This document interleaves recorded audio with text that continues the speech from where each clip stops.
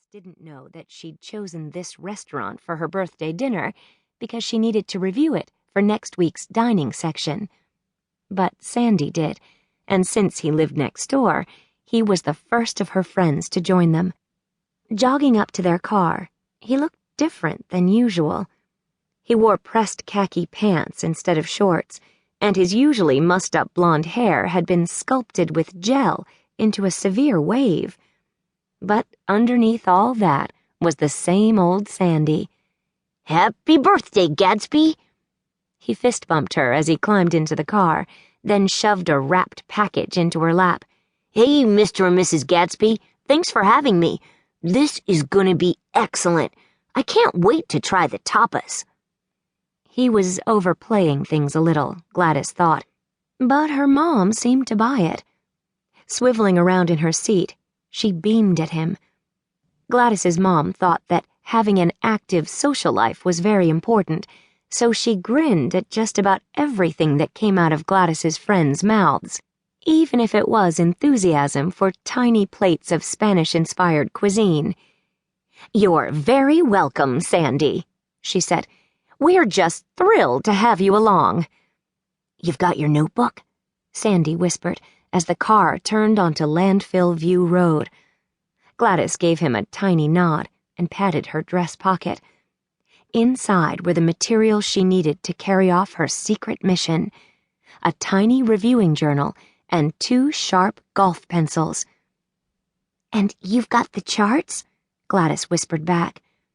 She and Sandy had spent the last week, every day since summer vacation had begun, at his house, scouring the Fusion tapas menu online and plotting who should order what.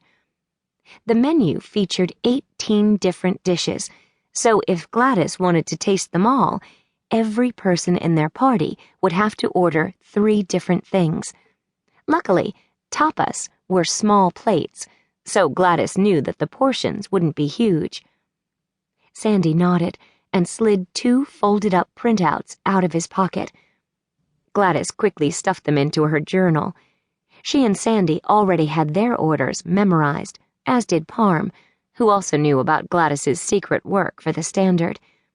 As for the other diners, Gladys had been dropping hints about what they should order all week and hoped she'd planted seeds in their minds. Seeds that would grow into roasted asparagus for her mom, fried eggplant for her dad, and stuffed peppers for Charissa. Soon the Gatsby's car pulled into the Singh's driveway.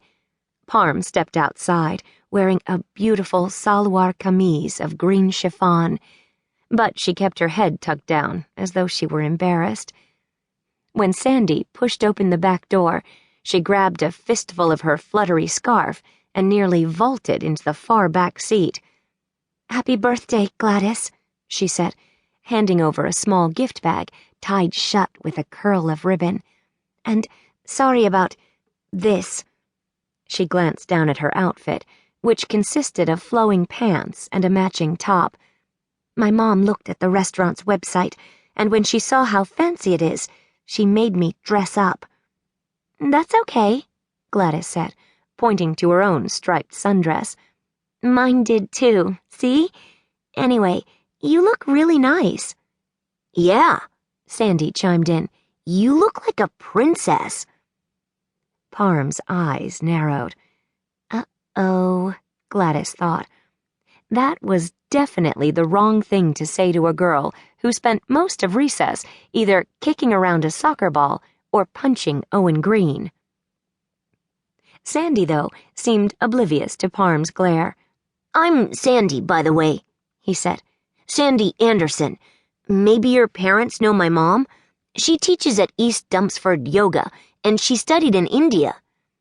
"Well, if she studied there, then she must have met my parents," Parm said witheringly.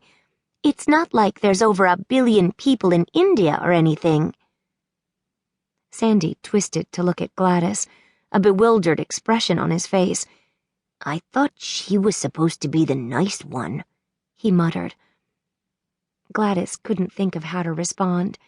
Sandy went to a private school, so he had never met Gladys's other friends.